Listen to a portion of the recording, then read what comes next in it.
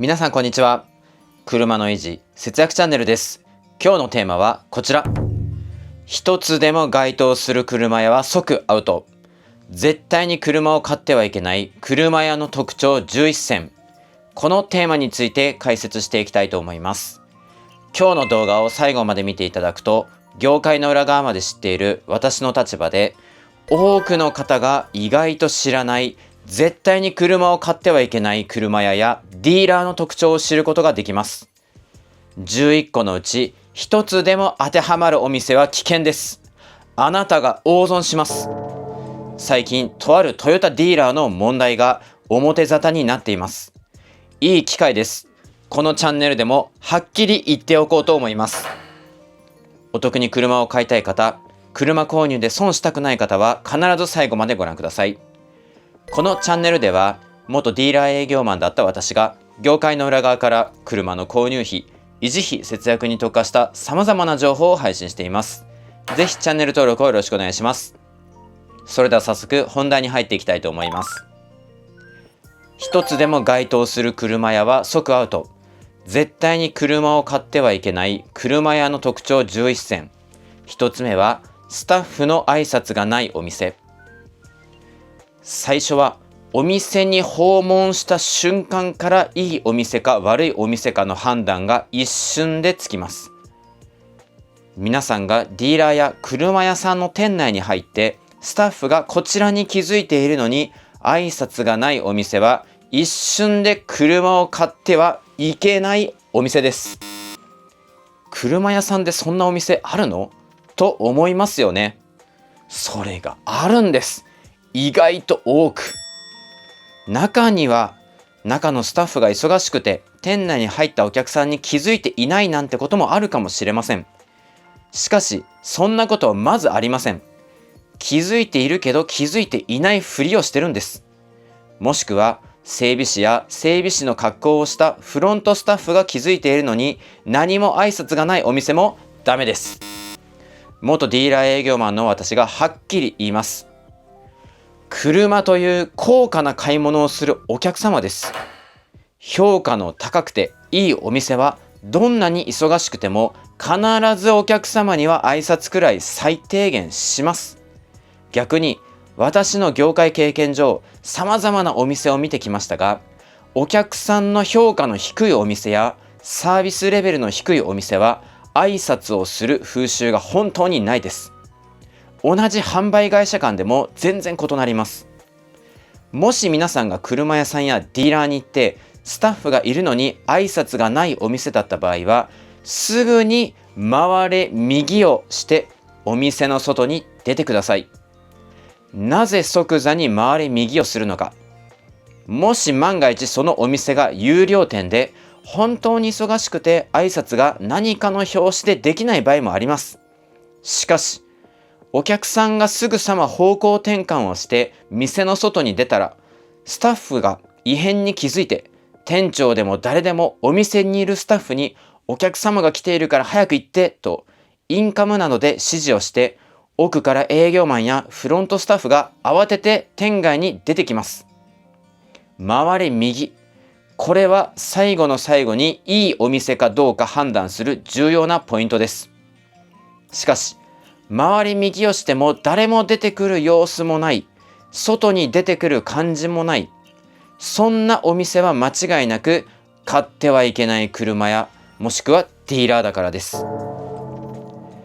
一つでも該当する車屋は即アウト。絶対に車を買ってはいけない車屋の特徴11選。二つ目はお客さんを理由なく待たせる。先ほどの章で挨拶のない車屋はアウトと言いました。それははっきり言って準備運動です。挨拶があって要件を聞かれて車を見に来ましたみたいな要件を伝えた後に営業マンに取り次ぐ際の待ち時間です。2分以上待たせる車屋さんははっきり言います。買ってはいけない車屋さんです。なぜ2分なのか裏側の理由をお伝えします。車を見に来たお客さんをフロントスタッフや受付スタッフが声をかけて席にご案内した後です。事務所に引いて営業に伝えることは、車を見に来ているお客様が来店されています。お願いしますと言って、お客様がどこの席にいるのか、何人で来ているのか、何の車に乗ってきたのか、最低限の情報を伝えたら、普通の車屋さんの営業マンは即座にお客さんのいる元に駆けつけます。基本的に待たせません。節約さん、何を言っているの？そんなの当たり前でしょ？と思う方が多いと思います。でも、いるんです。お客さんを平気で2分以上、下手したら5分以上待たせるお店もざらにあります。私の経験上、悪徳営業マンや必要以上にお客さんを搾取しようとするお店や営業マンは、車を見に来ているお客さんがいると受付スタッフから伝えられたら、接客する営業マンがマネージャーや店長とお話をして作戦会議をします。家族連れか、よし、今ならこの車を売れ、もしくはこの販売方法に仕向けろ、こんな情報を聞き出せ、値引きは最初これくらいだぞ、いいな、それからみたいな作戦会議を始めます。これ裏側を伝えるともう本当あるあるなんですよね。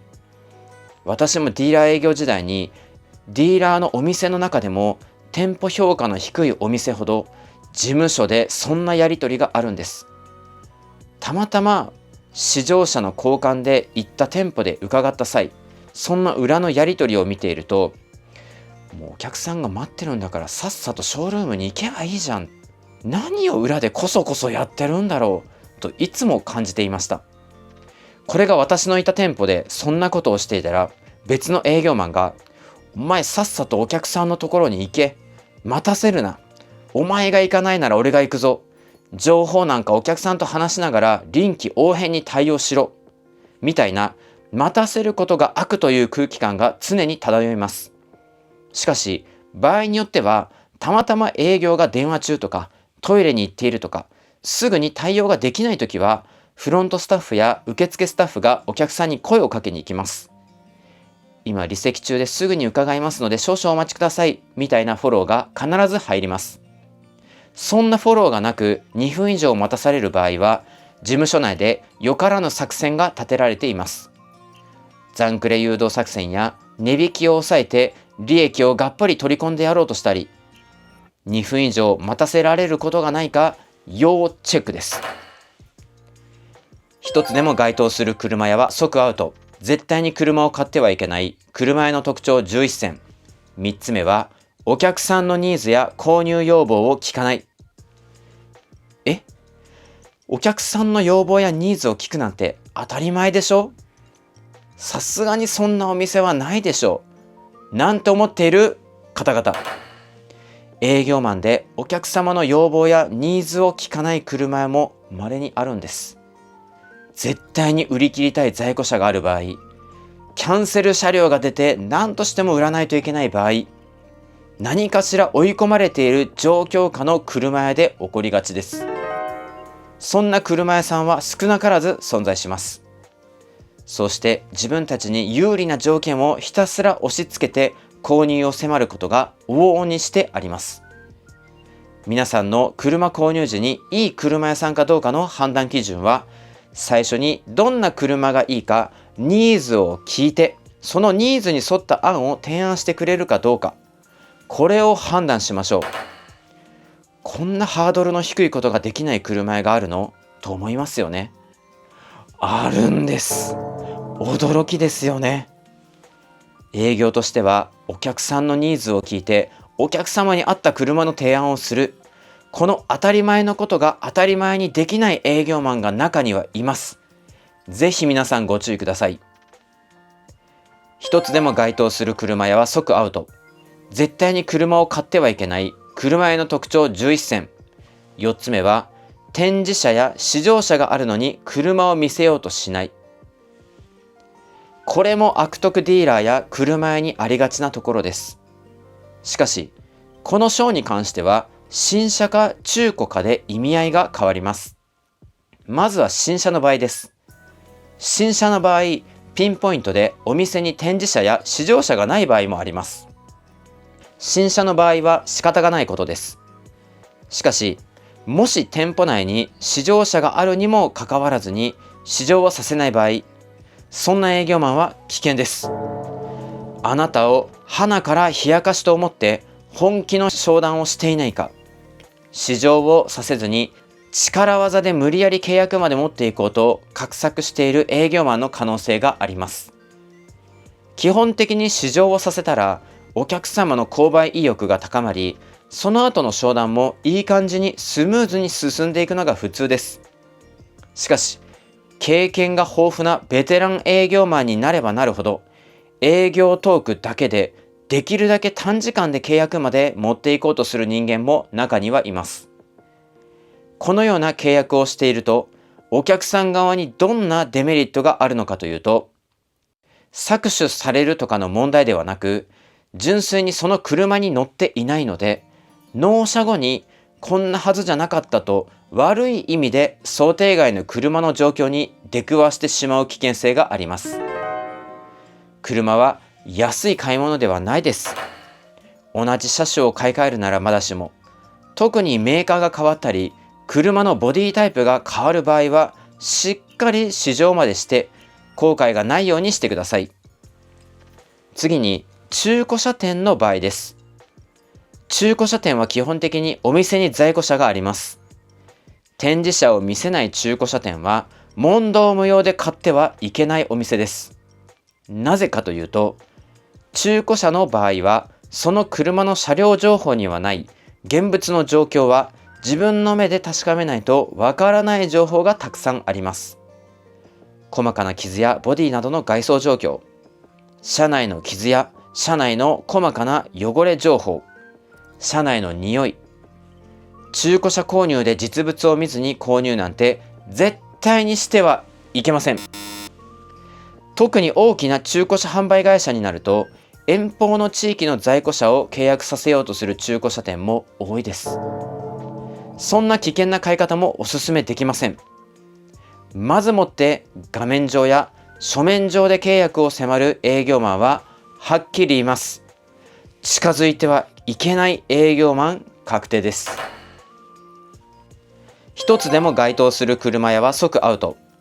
絶対に車を買ってはいけない車屋の特徴11選。5つ目は15万以上の車のコーティングを最初からオプションに入れてくる。さあ、ここからは危険な悪徳営業マンの区分に入っていきます。新車や中古車購入をする場合に見積書を作成してもらうと思います。その際に私が真っ先にその営業マンがどんな営業スタンスの人なのか判断する一つの材料が、最初の見積もりでいくらのオプションコーティングをつけてくるか、そこをあえて見ます。ディーラーなどのコーティングははっきり言います。利益商品です。価格の半分はお店の利益です。利益を一気にアップさせることができるので、営業マンとしては何としてもつけさせたいんです。なので、最初に極端に高いコーティングをつけさせてこようとする営業マンは、明らかに利益を取りに来ているんです。15万以上のコーティングを最初の見積もり段階でおすすめと言ってつけてきたら、やばい営業マンだなという認識に一気に格下げです。逆に、良心的な営業マンなら、鼻からコーティングをつけない。もしくはコーティングをどうするか聞いてきます。もしくはまだまともな営業マンで営業側の裏事情を話をすると、コーティングをしている車両は納車整備の洗車が楽なんです。拭き取りも簡単です。しかしコーティングをしていない新車は水垢もついているし、水はじきも悪いので、納車準備の洗車で時間がかかります。なので、作業の時短のため、最低限の価格のコーティングだけでも提案する営業マンもいます。さすがに15万円を超えるコーティングは、裏側を知っているので、悪だと分かっている、そんな良心が残っている営業マンの場合もあります。最低限の価格のコーティングとは、10万円未満のコーティングです。しかし、個人的にディーラーコーティングの10万以下のコーティングは、コーティング業界では商品的に最も低いベーシックなもので、かつ施工の仕方もコーティング専門業者に比べたら短時間で施工するので、コーティングの持続期間も短いです。金額に関係なくディーラーコーティングは不要です。15万以上のコーティングをさも当たり前にみんなつけていますとか、ボディがいい状態で維持されますなんて言ってくる営業マンがいたら断言します。100% お客様のためではなく、利益至上主義です。お客さん側が損する仕組みになっています。ディーラーコーティングの闇については、これまでこのチャンネルでも山ほど動画にしています。まだ見たことがないという方は、この動画の概要欄にリンクを載せていますので、この動画の後にぜひご覧ください。コーティングはディーラーや車屋さんでするものではありません。コーティング専門業者で必ずしてください。もうこれは絶対です。一つでも該当する車屋は即アウト。絶対に車を買ってはいけない車屋の特徴11選。6つ目は、不要なオプションを外してほしいと言ってもすんなり応じない。これも該当する営業マンは悪徳営業マンです。よく商談であるのは、おすすめのオプションですと言って見積書につけて提案をしてきた際に、お客さん側がいらないと言ってオプションを外そうとすると、すんなりオプションを外さない営業マン、危険です。オプションはつければつけるほど車の利益率が上がります。もちろんオプションをつけたり提案をすること自体は決して悪いことではございません。お客様にとって便利なものや有益なオプションであるなら、営業マンとしてお勧めしたいものです。しかし、最終的にはそのオプションが必要か不要か判断するのはお客様です。提案したけどいらないと言われたら、普通の営業マンならすんなりオプションを外してくれます。それを渋るようでしたら危険な営業マンです。利益至上主義でお客様のためというより、利益だけを追求して搾取している危険な営業マンである可能性が高いです。ぜひご注意ください。一つでも該当する車屋は即アウト。絶対に車を買ってはいけない車屋の特徴11選。7つ目は、ディーラーローンを断っても押してくる営業マン。これも該当していたら最悪です。即刻買ってはいけない車の代表格です。そもそもディーラーローンは絶対に組んではいけません。いくら低金利だろうと絶対にダメです。日本中の皆さん、そろそろ気づきましょう。金利の複利の力をバカにしてはいけません。なんでスーパーの卵の価格の数十円数百円を気にするのに、ディーラーローンの金利は気にならず、みんな残クレを組むんですか？卵数十円の得や損に食いついたり、ガソリン代が安いと言って隣町の数円安いお店に行くのに、車のローンの金利数十万から下手したら100万円超えの損得の金利は気にしないんですか？私には理解ができません。日本人のマネーリテラシーはおかしい。皆さん、本気で目を覚ましてください。今の日本は車に限らず情報弱者は搾取される社会構造になってしまってるんです。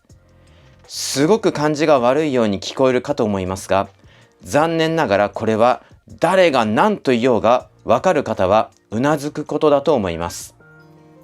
車の話に戻ると、特に都会になればなるほどディーラー金利は異常値です。車のローンで 3.5% 以上とか高金利で絶対になしです。中には 6% や 8% 超えの設定の金利のディーラーも未だにあります。もう闇金業者もびっくりな高金利を未だにやっていて、お客さんから利益をがっぽり取っている車屋も山ほどあります。うちの店は金利 1.9%？ 関係ない。なぜ低金利でもディーラーでローンを組んだらダメなのか。ローンの支払いが終わる前後のタイミングを見て、次の車購入の提案があるからです。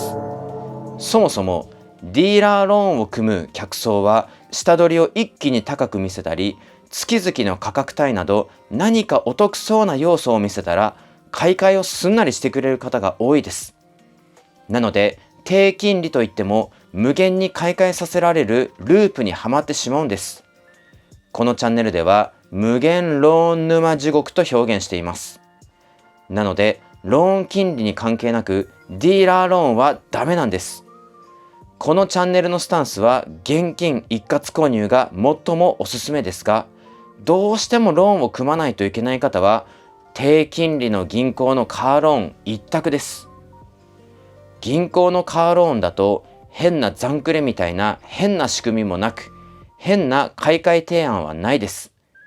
銀行によっては定期的に勧誘や営業の DM が届くことがあったり、電話がある場合も稀にありますが、DM は郵送物は無視して、電話は着信拒否したら終わりです。不用意に営業マンと接触する機会はありませんが、ディーラー営業マンになると接触をしないということがそもそもかなりハードルが高いですよね。家に来るし、電話もするし、整備でお店にも行くし。なので、せめてディーラーローンだけは組まないという信念があれば、搾取される危険性もありません。ディーラーローンを断っても必要に進めてくる営業マンは問答無用に買ってはいけない車屋です。そんな車屋からは今すぐ逃げてください。このチャンネルの動画を初めて見たという方や、残クレはお得でいいものと思っていた皆様、ディーラーローンの危険性はこれまでたくさん動画にしています。この動画の概要欄にもリンクを載せていますので、この動画の後にぜひご覧ください。一つでも該当する車屋は即アウト。絶対に車を買ってはいけない車屋の特徴11選。8つ目は下取りを強要してくる営業マン。これも一発アウト。下取り者はディーラーとしても引き取りたいものです。メリットとしてはまず一つ目、中古車として再販してさらなる利益を生み出すことができる。二つ目、下取り金額分の新車購入費を下げることができるので、場合によっては値引きを抑えて車の利益率を高めて契約に持っていくことができるから。簡単に言うと、下取り車があると値引きを少なくして雲隠れができ、さらにリスクなしで中古車としてさらに大きな利益を見込めるからです。なので何が何でも下取りを強要してくる営業マンが全国にはいます。いつも言いますが今回もはっきり言います。ディーラーの下取り金額は基本的に安いです。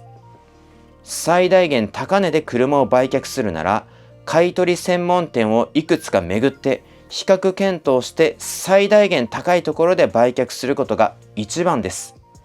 もっとも、買取店が噛んでくると、それはそれで罠がたくさんあります。最近、多くの方が陥っているお得と言われている一括買取。裏側まで知っている私の意見としては、自分の車は今の制度なら一括買取査定は絶対に使いません。買取に関しては残クレ以上に一般的にマネーリテラシーの高い方々も平気で間違った情報に操作されて利用して得しているようで実は損している方をたくさん見てきています。ぜひご注意ください。一つでも該当する車屋は即アウト。絶対に車を買ってはいけない車屋の特徴11選。9つ目は抱き合わせ営業をしてくる営業マン。さあ、最近話題の抱き合わせ営業。東京の某トヨタディーラーが金融庁から独占禁止法に抵触するとのことで警告を受けています。この件に関してはこのチャンネルでも速報動画をアップしています。テレビ、メディアでも忖度で報道しているところが少ないです。まだこの驚愕のびっくりするくらいありえないニュースを知らない方はこの動画にリンクを載せていますので、この動画の後に必ず見てください。今回のトヨタモビリティ東京に限らず全国のディーラーで抱き合わせ営業が横行しています。コーティングや下取りを自社、ディーラーローンなど指定する保険会社の契約やオプションや商品を付帯しないと車を売りません。もしくは抽選から外れますという、何様ですかと怒り心頭になるくらいおかしな制度です。もし皆さんがメンテナンスパックやディーラーローン、オプションや保険をつけないと車を買えないと言ってくるところがあれば、ぜひコメント欄で教えてください。国の機関も問題視しているところです。一発で悪徳ディーラーです。本当にお気をつけください。一つでも該当する車屋は即アウト。絶対に車を買ってはいけない車屋の特徴11選。10個目は、値引きはないと最初から言ってくる営業マン。これもいますね。ただ、中にはお客さん側が必要に値引き交渉に迫って何時間も営業を拘束するなんておかしなお客さんも稀にいます。それ以上に、新車で値引きが0円ですと平気で言う営業マンがいます。もうはっきり言っていいですか？もし本当に値引きが0円なら、ディーラーの営業マンの存在自体が日本に必要ありません。いても必要最低限の人数で十分です。車の購入はネット購入だけで十分になります。むしろそうしてください。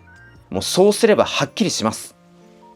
メーカーが値引き0円のネット販売だけにして、極端に車の価格を上げれば、車離れが一気に加速します。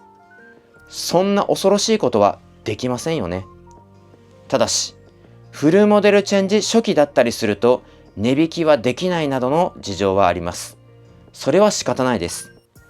なので、このチャンネルでもよく言っていますが、新型車発売前やフルモデルチェンジ、マイナーチェンジ直後は車を買ってはいけないと。ここはぜひご理解ください。そして車購入時は必ず相見積もりをすることは重要です。この章のように値引きはしないというおかしなことを言う営業マンがおかしいと他の営業の方とぜひ比較をすることができます。必ず比較をすること。値引きはないという営業マンの下では買ってはいけない。結構な頻度で全国にいますからね。ぜひご承知おきください。一つでも該当する車屋は即アウト。絶対に車を買ってはいけない車屋の特徴11選。最後11個目は、その場で契約を迫る営業マン。さあ、これはできる営業マンほどこの手法を取りたがります。その場で契約するとなぜダメかというと、囲い込み営業をされるので、値引きを抑えられて高値で契約をさせられます。多くの場合、囲い込み営業をして契約を迫る場合に、営業マンは一つワンクッションで以下のことを言ってきます。もしこの場でご契約をいただけるというなら、私も最大限の値引きができるように全力で頑張りますと言って、お客さんが他に行かずにこの場で決めてくれるように囲い込んできます。そこでお客さんがはいと言うと、もう鳥かごの中の鳥と同じです。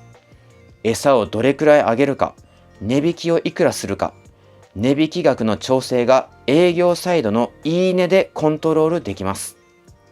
なので、最大限値引きしますと口で言っても、実はまだ余力を十分に残して契約に持っていくなんてことはざらにあります。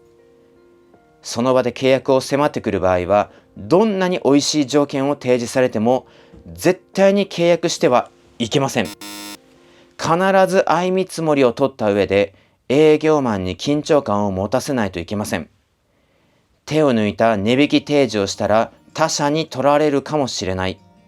そんな緊張感を持たせながらお客さん側主導で最大値引きを引き出すことが重要です。その最大値引きもこのトークを順番にしたら、営業マンは必ず最大値引きを引き出す交渉方法が実はあります。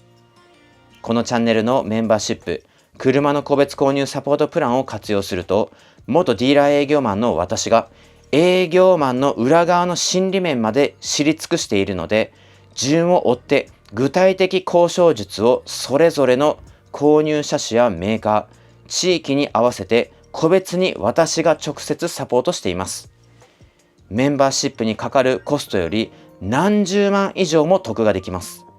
ぜひ車の購入を考えている方は、このチャンネルのメンバーシップの車の個別購入サポートもぜひご利用ください。それでは本日のまとめです。一つでも該当する車屋は即アウト。絶対に車を買ってはいけない車屋の特徴11選。今回は買ってはいけない車屋やディーラーの特徴を解説させていただきました。おさらいです。まず1つ目、スタッフの挨拶がないお店。2つ目、お客さんを理由なく待たせる。3つ目、お客さんのニーズや購入要望を聞かない。4つ目、展示車や試乗車があるのに車を見せようとしない。5つ目、15万以上の車のコーティングを最初からオプションに入れている。6つ目、不要なオプションを外してほしいと言ってもすんなり応じない。7つ目、ディーラーローンを断っても押してくる営業マン。8つ目、下取りを強要してくる営業マン。9つ目、抱き合わせ営業をしてくる営業マン。10個目、値引きはないと最初から言ってくる営業マン。11個目、その場で契約を迫る営業マン。今回は11項目の中でもし一つでも当てはまる車屋さんやディーラーは即アウトです。絶対に車を買ってはいけないお店です。該当するところで車を買ってしまうと、皆さんは車購入で損してしまう可能性が高いです。ぜひご注意ください。中には11個あるうちの一つでも該当したらダメなんてハードルが高いよなんて思う方はいませんか？はっきり言いますが、今回の項目のハードルはめちゃくちゃハードルが低く設定されてます。いいお店や営業マンは今回の11項目なんて余裕で一つも該当しません。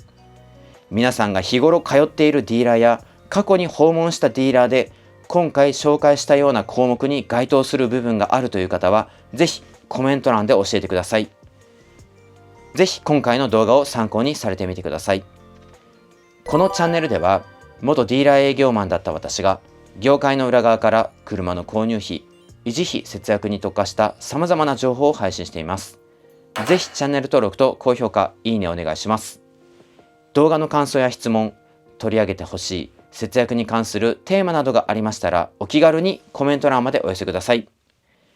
メンバーシップも募集しています。通常動画では見れないようなさらに踏み込んだ節約動画を限定配信、また車の購入を私が個別にサポートしてます。絶対に損させません。気になる方はこのチャンネルの概要欄のメンバーシップをタップしてご参加お待ちしています。